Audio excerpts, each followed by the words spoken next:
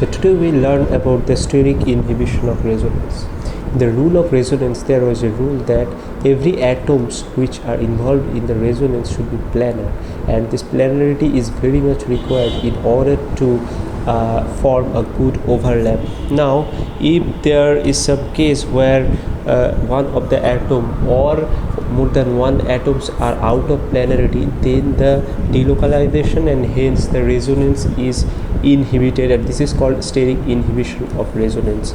So for example, let's say you have this kind of molecule where you have this NH2 group, right, and you have another NO2 group is over here. So this is a classic example of steric inhibition of resonance, and in this case, so this is a normal molecule, and here this nitrogen lone pair is delocalized into this aromatic ring as well as into this nitro group. So there is a complete delocalization like this. There is a complete delocalization, and this is a case of resonance. Now if we change the molecule a bit, let's say you have two more nitro groups over here, and you have this NH2 group, and the same nitro group is also present in the molecule.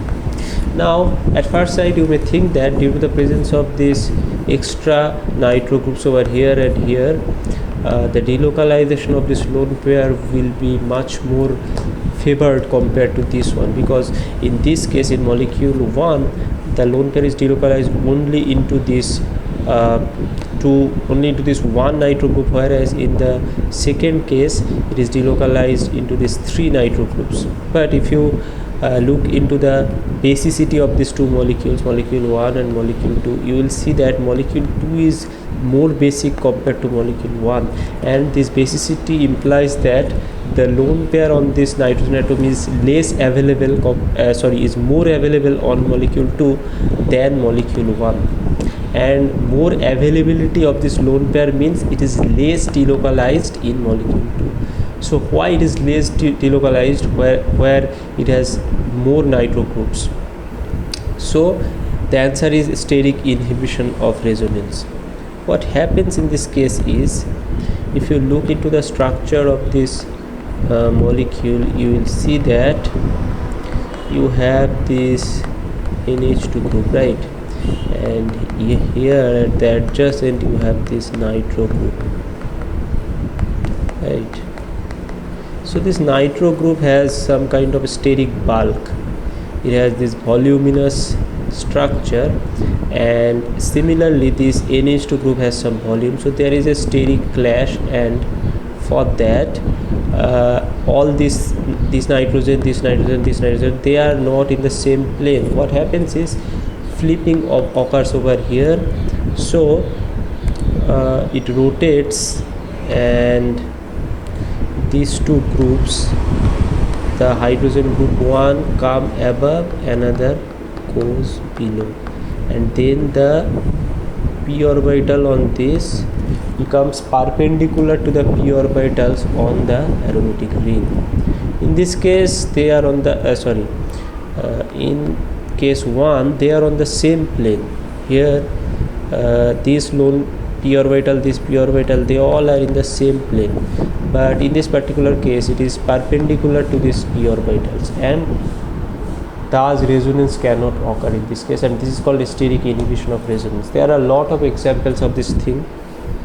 For example, I have already noted down. If you consider this particular case, here you will see, if we mark these bonds as bond A and bond B, you will see that this bond B is shorter in length compared to A. Why? Because in case of this particular bond, the nitrogen is in conjugation with the ring, so that means there is a conjugation like this. There is a conjugation. Okay, and due to this conjugation there is a double bond character in this bond, and due to this double bond character the bond length decreases, it is a shorter bond. Whereas in these two cases the similar kind of resonance cannot occur, because due to the presence of large iodine atom, what happens here is, so here iodine is present, it is large in volume, and that's why in this case again the nitrogen lone pair is out of planarity. So here one of the oxygen goes above, another goes below, and this lone pair is out of planarity with this aromatic ring, and that's why the delocalization cannot take place. So this is a single bond and bond length is higher compared to bond B, where you have double bond character. In example